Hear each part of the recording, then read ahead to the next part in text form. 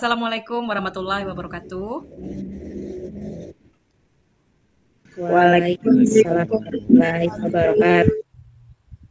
Alhamdulillah, hari ini seperti biasa kita bertemu lagi dalam pembelajaran kimia di jam kimia di kelas kalian. Tak lupa sebelum kita memulai pembelajaran, marilah kita sama-sama memanjatkan syukur atas segala macam rahmat yang diberikan kepada kita, bahwa hari ini kita masih diberikan nafas, masih sehat, masih mampu menjalankan ibadah yang wajib maupun ibadah yang sunnah sebagaimana mestinya kita menjalani hidup sebagai manusia. Manusia yang merupakan makhluk Tuhan yang beragama. Jadi tidak ada salahnya sebelum kita memulai pembelajaran, kita mengingat dulu kepada Tuhan kita, kepada Allah Subhanahu wa taala, kepada Tuhan yang Maha Pemurah, kepada Tuhan yang bijaksana dan Maha Pemberi yang sangat luar biasa. Semoga hari ini kita mudah dalam belajar, menerima pembelajaran dengan baik, mendapatkan ilmu dan berkah dari proses pembelajaran yang akan kita lakukan ini.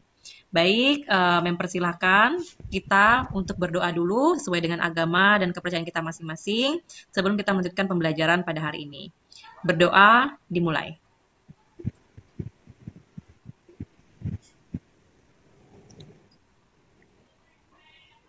Berdoa selesai. Oke, kita hari ini mempelajari tentang laju reaksi dan faktor-faktor yang mempengaruhi laju reaksi.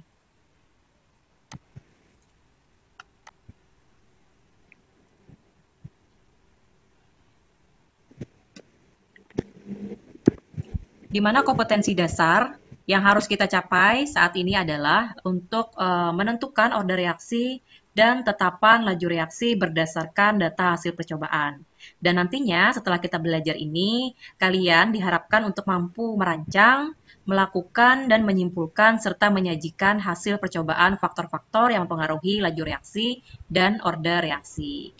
Nah, tujuan dari pembelajaran ini adalah melalui model pembelajaran Discovery Learning dengan menggali informasi dan berbagai sumber, penyelidikan sederhana dan mengolah informasi, diharapkan nanti setelah ini kalian, kita semua, mampu menentukan order reaksi dan tetapan laju reaksi, serta merancang, melakukan, dan menyimpulkan, serta menyajikan hasil percobaan order reaksi berdasarkan data hasil percobaan dengan baik dan benar.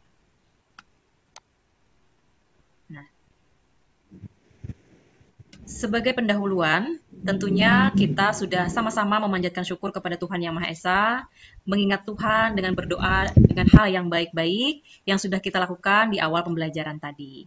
Kemudian langkah berikutnya adalah mari kita mengingat kembali. Nah, hal-hal yang perlu kalian ingat adalah seperti berikut. Coba dong Mem tanya kepada Santi, bisa jawab pertanyaan Mem. Kalau kita mengingat kembali, kira-kira apa pengertian laju reaksi yang telah kita pelajari sebelumnya?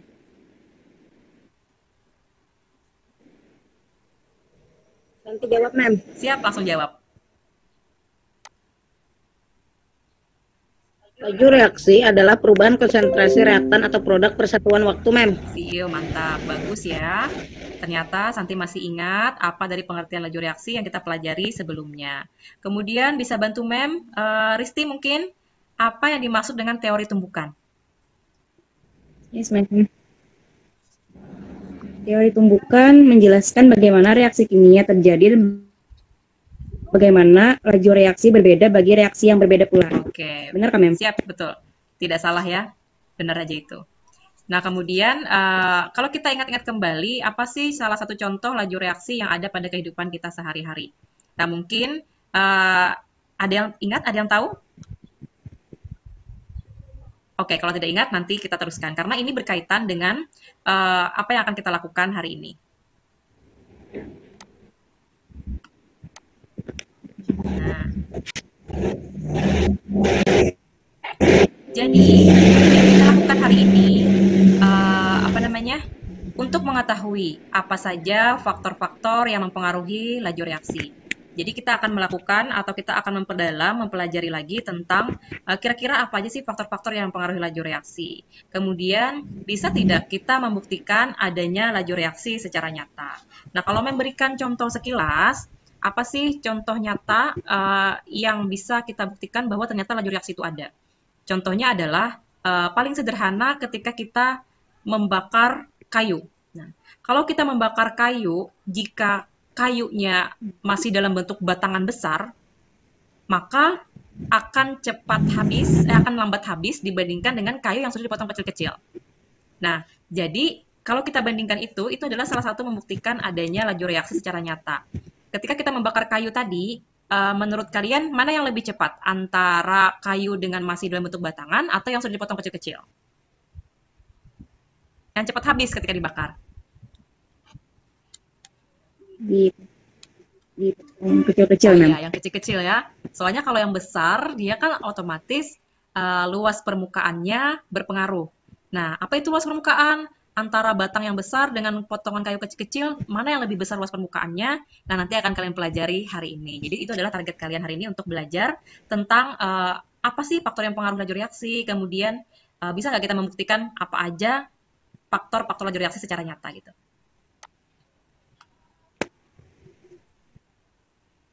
Nah, kemudian apa manfaat dari mempelajari laju reaksi?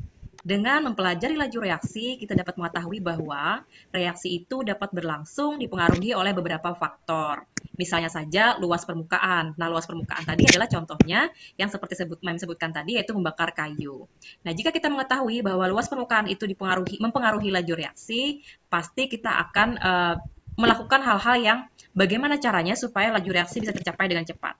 Contohnya adalah seperti kayu tadi. Kita akan memperluas luas permukaan suatu zat sebelumnya agar ketika diproses dia bisa cepat habis gitu seperti kayu tadi. Jadi intinya jika kita tahu apa saja yang faktor-faktor mempengaruhi laju reaksi, maka kita akan bisa mengambil tindakan hal-hal apa saja yang bisa kita mempercepat laju reaksi tersebut gitu.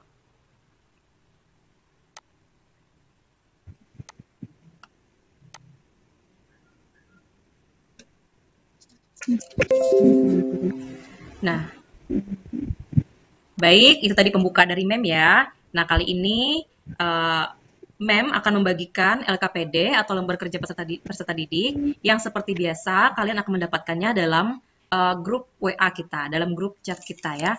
Jadi nanti disimak, dibuka LKPD-nya, dan melalui LKPD tersebut kalian akan mengerjakan praktikumnya atau tugasnya secara berkelompok, sesuai dengan pembagian kelompok yang pernah kita bagikan sebelumnya. Nah, pada kelompok-kelompok tadi kalian mempersilahkan untuk memilih sendiri. Jadi kalian meminta untuk menentukan sendiri, memilih salah satu percobaan yang akan dilakukan dari berbagai macam pilihan yang Mem sediakan di dalam LKPD tadi. Kemudian Mem harapkan dari kalian itu mempertimbangkannya secara adil, maksudnya secara per kelompok. Jadi putuskanlah secara bersama hasil dari pemikiran kalian, hasil dari pertimbangan anggota kelompok lainnya, kemudian juga mempertimbangkan kira-kira alat dan bahan apa yang ada di dalam rumah kalian atau di sekitar lingkungan kalian yang sekiranya alat bahan tersebut bisa kalian gunakan untuk praktikum ini. Nah, jadi kali ini praktikumnya membebaskan kalian untuk memilih. Apa pilihannya? Nah, kalian bisa lihat di LKPD. Mungkin Mem sebutkan, pilihan percobaan yang dapat kalian lakukan adalah menentukan laju reaksi berdasarkan faktor konsentrasi, menentukan laju reaksi berdasarkan faktor suhu, menentukan laju reaksi berdasarkan faktor luas permukaan, menentukan laju reaksi berdasarkan faktor katalis. Nah, jadi pilih saja antara 4 itu tadi, masing-masing kelompok minimal satu jenis faktor yang mempengaruhi. Lebih boleh, tapi jangan sampai tidak bisa memilih gitu. Jadi pertimbangkan di kelompok kalian sesuai dengan minat kalian, sesuai dengan kemudahan kalian, dan sesuai dengan alat dan bahan apa yang ada di sekitar kalian yang mudah kalian temukan. Nah, seperti itu. Nanti setelah kalian selesai, kita akan balik lagi di dalam room ini, dan kalian nanti akan meminta untuk mempresentasikannya dalam bentuk video yang kalian record masing-masing. Jadi masing-masing kelompok laporannya dalam bentuk video. Kalian silahkan setelah ini praktikum, melakukan percobaan secara sederhana di rumah masing-masing. Nanti di akhir jamnya memberi waktu sekian menit. Nanti Mem akan beri peringatan di grup chat kita. Jika sudah sampai waktunya, kalian akan kembali lagi ke dalam room ini. Dan nanti kita sama-sama melihat hasil dari praktikum kelompok-kelompok lainnya. Jadi sekalian saja nanti ya, kalian membuat kesimpulannya di dalam video yang merupakan hasil dari laporan percobaan kalian. Baik, semoga dipahami ya. Yes. Yes, Mantap. kami dari kelompok 4. Nama saya Muhammad Yakin. Terima kasih Cahyo. Kami di sini ingin melakukan praktik sederhana tentang faktor-faktor yang mempengaruhi laju reaksi. Kami melakukan praktikum faktor-faktor yang mempengaruhi laju reaksi dengan menggunakan metode suhu. Caranya, siapkan 3 gelas masing-masing berisi air dengan suhu panas, normal, dan dingin. Kemudian masukkan CDR ke masing-masing gelas tersebut secara bersamaan.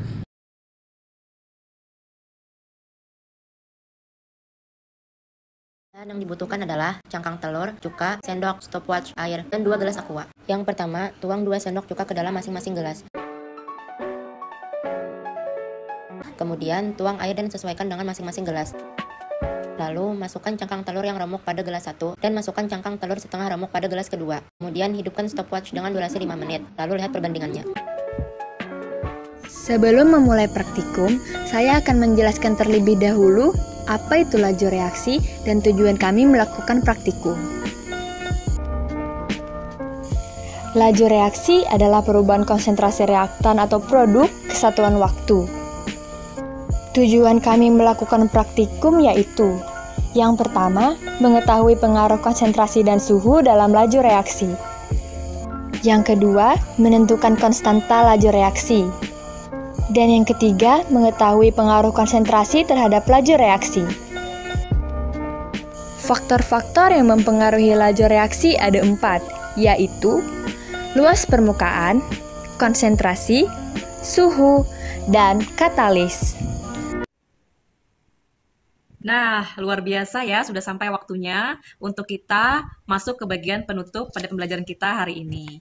Sebelum kita menutup pembelajaran, Mem sudah melihat tadi kalian mempresentasikan masing-masing hasil dari kesimpulan kalian melakukan percobaan sederhana di rumah kalian masing-masing. Mem juga sudah memaparkan, kalian juga sudah luar biasa memberikan kesimpulan pada masing-masing percobaan yang kalian lakukan. Kalian memang luar biasa dalam melakukan praktikum sederhana di rumah kalian masing-masing, dan kalian pun mampu sudah menyimpulkannya dan memberikan bentuk laporannya dalam bentuk video. Nanti video tersebut Mem arsipkan ke dalam channel YouTube milik sekolah. Baik, sebelum menutup pembelajaran, ada baiknya kita melakukan aktivitas-aktivitas yang mungkin belum familiar bagi kalian, tapi akan kita coba. Apa itu aktivitasnya sebelum kita mengakhiri kegiatan pembelajaran kita? Yaitu, sebelum kita menutup pembelajaran, ada baiknya kalian mengambil sebuah buku dulu, yang bukunya itu harus kalian tuliskan dengan judul buku jurnal diri. Nah, jadi nanti diambil ya. Silahkan diambil kalau tidak jauh bukunya. Oke, jadi kalian mulai saat ini belajar untuk mengisi buku jurnal. Apa sih isinya nanti di dalam buku jurnal itu? Sebelum kita mengakhiri kegiatan pembelajaran kita, nah di dalam buku jurnal itu kalian harus menggambarkan atau menulis tentang apa yang ada di dalam pikiran dan apa yang dirasakan ketika kalian telah selesai melakukan kegiatan pembelajaran yang telah kalian lakukan barusan gitu. Apa yang menarik dari pembelajaran ini? Apa hal yang baru yang kalian dapatkan dari pembelajaran hari ini? Kemudian, apakah ada yang berubah dalam perasaan kalian selama melakukan pembelajaran ini? Dan kira-kira apa aja sih? Mungkin ada sesuatu yang timbul dari perasaan atau rasa penasaran kalian terhadap pembelajaran yang ada ini. Mungkin ada sesuatu yang ingin kalian pelajari lebih lanjut setelah ini. Nah, silakan memberi waktu 5 menit untuk menuliskan hal-hal tersebut di buku jurnal kalian. Anggaplah ini menulis diary ya. Anggap kalian menulis diary setelah kalian melakukan aktivitas sehari-hari. Jadi, kegiatan menulis buku jurnal diri ini sangat penting dilakukan oleh kalian, oleh kita semua, agar kita bisa meluapkan, menggambarkan perasaan dan perjalanan yang kita lakukan di setiap hari. Gitu. 5 menit memberi waktukan untuk menulisnya. Silahkan.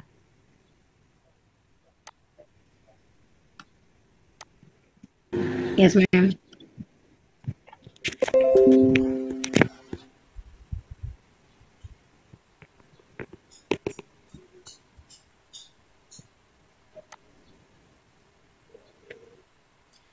Oke, sudah selesai ya. Jangan panjang-panjang nulis diary-nya, buku jurnal dirinya, nanti kesannya curhat lagi. Oke, baik, terakhir, sebelum kita menutup kegiatan kita dengan berdoa lagi kepada Tuhan Yang Maha Esa, kalian meminta untuk menuliskan pengalaman kalian selama melakukan percobaan praktikum di rumah dengan teman-teman kalian. Jadi, setelah ini, tuliskan pengalaman singkat saja, mengingat kembali dan memikirkan kejadian atau pengalaman yang kalian alami saat tadi barusan kalian melakukan kerjasama di dalam sebuah kelompok. Kemudian kalian juga bisa menuliskan di situ bagaimana kondisi kalian saat berdiskusi dengan teman, bagaimana ketika kalian menentukan memilih praktikum apa nih yang mau dipilih, apakah ada perdebatan atau semua akur saja, apakah semua berjalan dengan lancar atau ada kendala-kendala selama kalian melakukan praktikum berkelompok dengan teman kalian saat melakukan percobaan sederhana tadi. Nah, kalian akan menuliskan pengalaman berkelompok kalian ini secara singkat dengan kalimat yang jelas saja di dalam sebuah aplikasi Padlet. Nah, nanti linknya Mem kasihkan di dalam kolom komentar ya. Jadi kalian bisa menuliskannya di Padlet tadi. Nanti Mem akan mereview, akan melihat seperti apa sih pengalaman-pengalaman yang hasil kalian tuliskan tadi. Oke, baik itu aja. Ini nanti sambil jalan aja, Padletnya sambil diisi setelah kita menutup kegiatan pembelajaran ini. Baik, sebagai upaya kita memanajemen diri kita, menutup kegiatan ini sangat penting. Selain membuka dan menutup juga sangat penting kita mengingat kembali tentang rasa syukur kita terhadap Allah Subhanahu Wa Taala, rasa syukur kita kepada Tuhan Yang Maha Esa, bahwa hari ini alhamdulillahirabbil alamin kita telah mampu melewati suatu proses pembelajaran, ya khususnya pembelajaran kimia yang tentunya semoga setelah ini bermanfaat bagi kita pribadi, bagi orang yang di sekitar kita, dan tentunya bagi kedepannya untuk kita semua. Semoga setelah kalian menuliskan buku jurnal, setelah kalian menuliskan pengalaman berkelompok di Padlet, kalian juga setelah ini mampu mengatur motivasi diri kalian, memotivasi diri kalian bahwa kedepannya nanti seperti apa pembelajaran yang diinginkan, kemudian juga mengatur emosi agar kalian bisa lebih stabil, lebih mudah menerima bahwa ini nih tanggung jawab sebagai seorang pelajar, memang harus belajar dengan tidak mengingat bahwa kita juga makhluk Tuhan, makhluk yang beragama. Jadi alangkah baiknya kita selalu membiasakan diri sebelum belajar sampai menutup pembelajaran, melakukan berdoa kepada Tuhan Yang Maha Esa. Cukup sekian, terima kasih atas perhatiannya, atas pembelajarannya yang luar biasa, dan terima kasih juga kalian sudah melakukan hal-hal yang luar biasa, yang merasa nanti sangat bermanfaat bagi kita semua. Cukup sekian, Assalamualaikum warahmatullahi wabarakatuh. Untuk melaksanakan pembelajaran di kelas yang berdiferensiasi dan terintegrasi KSE, sosial emosional, harus melakukan persiapan dalam bentuk perencanaan terlebih dahulu. Membuat RPP, rencana pelaksanaan pembelajaran berdiferensiasi dan terintegrasi KSE memerlukan perencanaan yang matang dengan mempertimbangkan berbagai hal. Di antaranya adalah kebutuhan belajar peserta didik dan kondisi belajar yang mengharuskan belajar jarak jauh. Perasaan saya selama melakukan perencanaan adalah saya harus benar-benar menghayalkan, mempertimbangkan sesuai dengan kondisi yang ada atau yang sebenarnya. Dan ini merupakan hal baru bagi saya. Dalam membuat RPP ini, yang seperti ini sungguh hal yang menarik dan sebuah tantangan positif bagi saya pribadi. Dalam pelaksanaannya, selama menjalankan sebuah pembelajaran yang berdiferensiasi dan terintegrasi KSE sosial emosional, dalam hal ini saya mengangkat materi kimia laju reaksi pada kelas 11. Saya sebagai seorang guru memberikan sebuah kebebasan bagi peserta didik dalam kelompoknya, untuk mereka menentukan sendiri proses apa yang akan mereka angkat untuk dijadikan sebuah percobaan sederhana yang akan mereka lakukan dengan mempertimbangkan kondisi mereka, baik alat dan bahan yang tersedia di sekitar mereka, dan minat mereka yang diputuskan bersama secara berkelompok. Selama proses pelaksanaan pembelajaran berlangsung, tidak ada kendala yang sangat berarti yang membuat proses pembelajaran terhambat atau terhenti di tengah jalan. Dalam penerapan pembelajaran yang diintegrasikan dengan KSE, membuat emosi dan sosial peserta didik menjadi lebih stabil. Terlihat nampak lebih siap dan bersemangat dalam persiapan menjalani kegiatan pembelajaran yang akan dilakukan. Pada bagian akhir, sebelum menutup pembelajaran, saya sebagai seorang guru meminta untuk peserta didik menyiapkan sebuah buku. Buku tersebut diberi judul dengan Jurnal Diri. Peserta didik awalnya merasa tidak terbiasa untuk mengisi jurnal diri yang masih baru bagi mereka. Bahkan nampak terlihat ada beberapa peserta didik yang masih bingung untuk menuliskan apa. Dan beberapa peserta didik lainnya ada yang sangat terlihat dengan lancar menuliskan perasaan mereka ketika mengikuti pembelajaran hari itu. Sungguh pengalaman yang baru bagi mereka, dan saya yakin mereka pelan-pelan akan mulai berproses dan mulai membiasakan hal tersebut. Setelah menuliskan jurnal diri, peserta didik saya minta untuk menuliskan perasaan mereka setelah melakukan kerjasama di dalam kelompoknya. Nah, pada bagian ini, peserta didik diberikan sebuah link yang nantinya akan mereka isi perasaan mereka setelah melakukan kerjasama dengan kelompoknya melalui sebuah aplikasi yang disebut dengan nama aplikasi Padlet. Selama mereka mengisikan perasaan mereka pada aplikasi Padlet tersebut, tidak ditemukan kendala yang berarti dan mereka tampak antusias dalam menuliskan perasaan mereka di aplikasi tersebut. Hanya saja ada sedikit yang menjadi catatan untuk seharusnya saya bisa perbaiki ke depannya. Catatan tersebut adalah dalam hal kendala waktu pelaksanaan pembelajaran yang saya lakukan yang isinya berdiferensiasi dan terintegrasi dengan KSE. Karena ini merupakan pembelajaran yang daring atau belajar jarak jauh, jadi proses pembelajaran yang harusnya selesai dalam durasi 2 kali 45 menit menjadi agak molor atau lewat dari batas waktu yang ditentukan. Hal ini disebabkan oleh awal pembelajaran yang tidak bisa dimulai dengan tepat waktu atau on time dan menyebabkan merembetnya sebuah kegiatan atau runtutannya hingga melebihi batas waktu jam pelajaran yang seharusnya dilakukan. Rencana perbaikan yang akan saya lakukan adalah merefleksi dan mengevaluasi proses pembelajaran yang telah dilakukan, dimulai dari segi persiapan, perencanaan, hingga hal-hal mana yang harus dipertahankan atau dikembangkan sampai pada hal-hal yang harus diperbaiki untuk pembelajaran lainnya. Dalam hal persiapan, tentunya harus memastikan bahwa RPP yang dibuat menyajikan isi yang pas sesuai dengan durasi pertemuan, mempertimbangkan bagian mana yang cocok untuk dikuatkan, sosial emosionalnya, dan hal apa yang perlu dan sesuai untuk diarahkan untuk berdiferensiasi. Kemudian, dalam hal menyikapi agar tidak terlalu molor atau berlebihan waktu pembelajaran yang dilakukan, maka saya sebagai seorang guru harus mempertimbangkan atau mengingatkan kepada peserta didik dalam mengikuti kegiatan pembelajaran sebelumnya dengan memberikan dan menekankan kesepakatan kelas yang telah disepakati sebelumnya, yang diantaranya adalah untuk tepat waktu dalam memasuki kegiatan pembelajaran. Demikian penyampaian dari saya berupa refleksi mengenai perasaan dan pembelajaran yang saya lakukan selama melakukan perencanaan dan pelaksanaan serta rencana perbaikan untuk pembelajaran berikutnya di kelas saya. Saya Raihani, CGP Angkatan 4 Kabupaten Balangan, Provinsi Kalimantan Selatan.